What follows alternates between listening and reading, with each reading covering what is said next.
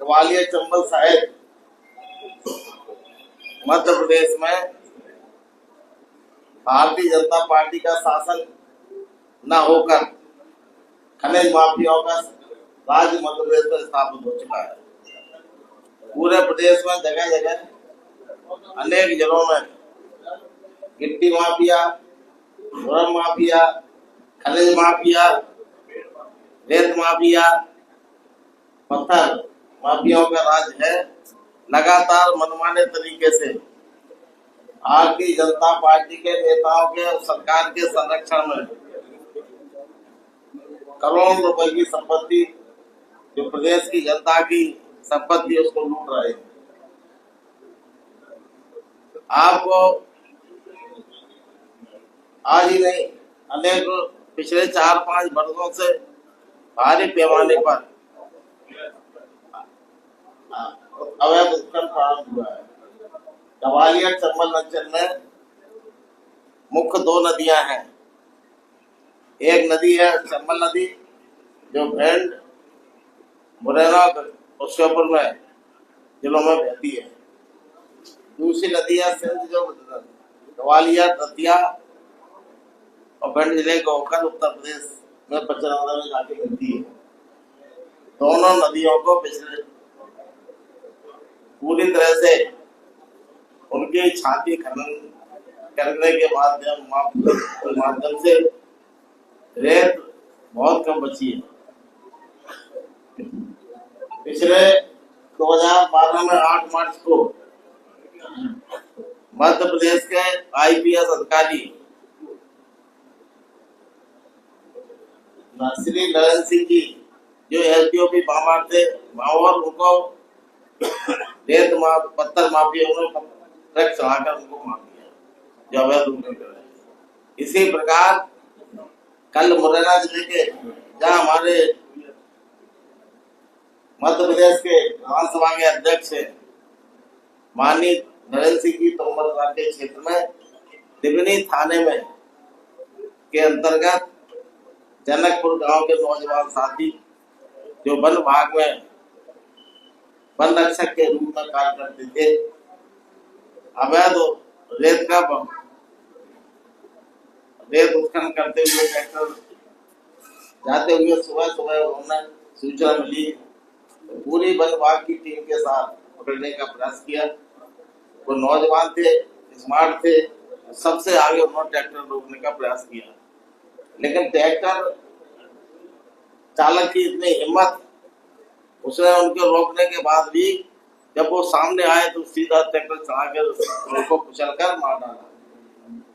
उसकी हिम्मत इसलिए हुई, भारतीय जनता पार्टी के नेताओं के ट्रैक्टर थे, जो भारतीय जनता पार्टी के मंडल उपाध्यक्ष दिवनी और युवा मोर्चा का पदाधिकारी दोनों मिलकर ये खनन का काम करते थे। उन्होंने उनकी हिम्मत की वजह से, उनके संरक्षण की वजह से मार डाला। मैं कहना चाहता हूँ कि ये अवैध उत्खनन केवल एक सामान्य कार्यकर्ता उनके द्वारा नहीं, पूरा पुलिस के अधिकारी और मध्य प्रदेश शासन के मंत्री, विधायक, सांसद और वरिष्ठ कार्यकर्ता मिलकर प्रदेश भिंड, मुरैना, दतिया जिलों में रेत की खदानें चला रहे हैं। अलग अलग हर जिले में। अभी कुछ दिन पहले की घटना है, पिछले 10 वर्षों में अकेले मुरैना जिले में 13 लोगों की ट्रैक्टर या ट्रक चलाकर कुचलकर रेत माफियाओं ने हत्या कर दी।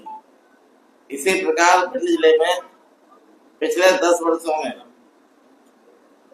एक्सीडेंट में भरे हुए रेत के ट्रक चल गए। कई ट्रैक्टर ट्रॉली में अवैध उत्खनन रोकने वाले ग्रामवासियों, किसानों पर ट्रैक्टर चलाकर मार दिए। कुल मिला के 19 हत्याएं पिछले 10 वर्षों के भीतर भिंड जिले में हुई है। दतिया जिले में भी आए दिन इस प्रकार की हत्याओं की सूचना मिलती रहती है।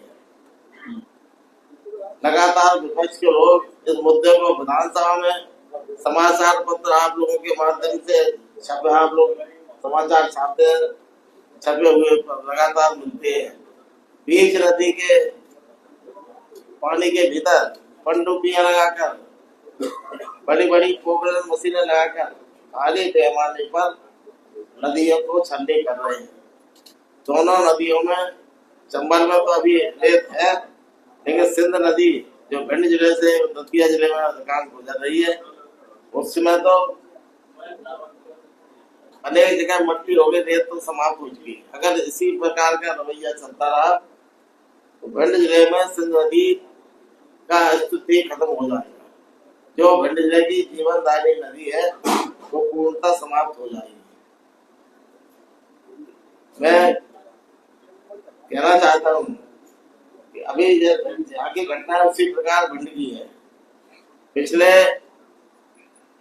2 वर्षों से मछंड चौकी है, मछंड चौकी का थाना प्रभारी मछंड से उत्तर प्रदेश का जालौन जिला, औरैया जिला और कुछ इटावा जिले के गांव उसको टच करती है। ठीक पूर्व की दिशा में भरूच नदी है जो छोटी सी एक नाले के रूप में रह गई है। उसके आगे 4-5 किलोमीटर उत्तर प्रदेश की सीमा में प्रतिदिन 200 से 300 ट्रैक्टर भरकर जा रहे हैं। वहां का थाना प्रभारी प्रति ट्रैक्टर से 5,000 रुपए वसूल कर रहा है। जो खनिज लोग, गांव के किसान आपत्ति लगाते हैं, विरोध करते हैं, तो उनको झूठे प्रकरणों में लगाकर बंद कर दिया जाता है। 2 फरवरी की घटना है भिंड जिले की। वहां पर एक रात को अपने भूसा डाल के गांव से पवन सिंह नामक रालोल गांव का नौजवान घर जा रहा था। वहां के थाना प्रभारी रविंद्र सिंह तोमर और 5-6 लोग उसको पकड़ने गए। वो भागा, उनकी वजह से ट्रैक्टर पलट गया, दब गया और उसकी मौत हो गई। इस मुद्दे को लेके क्षेत्र में भारी आक्रोश हुआ, धरना प्रदर्शन हुआ, परंतु पुलिस अधीक्षक ने कुछ नहीं किया। भिंड के पुलिस अधीक्षक के संरक्षण में लगातार प्रतिदिन भिंड जिले में 40 से 50 लाख की रेत अवैध उत्खनन होके पुलिस के अधिकारियों, भाजपा के नेताओं की जेब में पैसे जा रहे हैं। और मैं लगातार उठा रहा हूँ, मुरैना में जो घटना घटी है, पूरा जिला का किसान, मजदूर, गरीब आदमी दहशत में है, परेशानी में है, भयभीत है।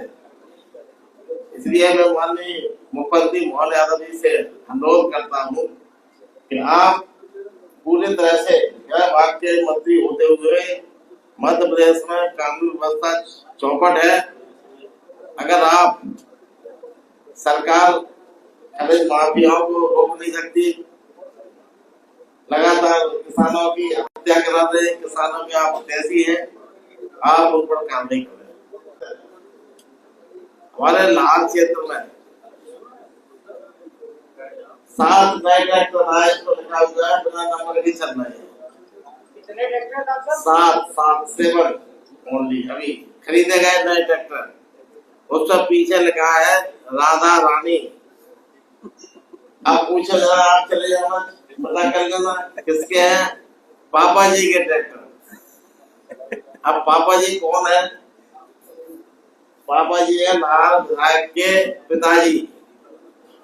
अब किसी पुलिस वाले लोग कहते हैं पकड़ो, पुलिस वाले की हिम्मत नहीं पड़ती, बोले पापा जी के हैं, मैं नहीं पकड़ सकता।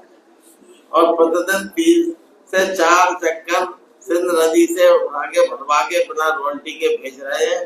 12 से 15,000 रुपए प्रति बिक रही है। और दतिया जिले में जहाँ पर ठेकेदार है, अगर वो रॉयल्टी कटवा के अगर किसान गांव का व्यापारी, छोटे छोटे व्यापारी रेत लाते हैं तो उनको पुलिस से पकड़ा दिया जाता है। क्योंकि अगर वो पकड़े जाएंगे, रॉयल्टी से लाके अपना घर बनवाएंगे तो पापा जी के ट्रैक्टर सस्ते हैं। इसलिए 5,000 की रेत आज 12 से 15,000 में बिके। पापा जी जिंदाबाद, ये चल रहा है। कल इस शाम की घटना है प्रचंड चौकी की। नया कोई अभी चौकी प्रभारी आया, परसों ज्वाइन किया, उसने 2 ट्रैक्टर अवैध बिना मतलब ठेका है नहीं, एजेंसी है नहीं, तो वहां से लेके आ रहे थे, दूसरा पकड़ के बंद कर दिया चौकी में। वो दोनों ट्रैक्टर निकल गए भारतीय जनता पार्टी के नेता की। रात भर बंद रहे, सुबह उसने भय के कारण नेताओं के दबाव में दोनों ट्रैक्टर बिना नॉटी की सुबह 5 बजे छोड़ दिए। ये स्थिति जब है मध्य प्रदेश के, जिनके ऊपर जिम्मेदारी है सुरक्षा की, जब गांव में कहावत है अगर बाघ जो बाढ़ लगाते बाढ़ ही खेत को खा जाएगी तो फिर कौन करेगा। जब रक्षक का ही भक्षक बन जाए तो फिर इस प्रदेश का बंटा ढाल निश्चित ही है। आप लोगों से और प्रदेश की जनता से मैं अनुरोध करता हूँ, निवेदन भी करता हूँ, इस मामले में लगातार हो रहे घटनाएं दुर्घटनाओं के लिए संगठित होकर इस सरकार को उखाड़ने का काम करें। और हम लोगों ने तो तय किया है जन जागरण का काम करेंगे पार्टी के साथियों के साथ, और इसको अवैध उत्खनन के खिलाफ पूरे प्राणपण से संघर्ष करने के लिए तैयार रहेंगे। और अति शीघ्र सब लोगों साथियों से बातचीत करके हम दोनों से बनेंगे।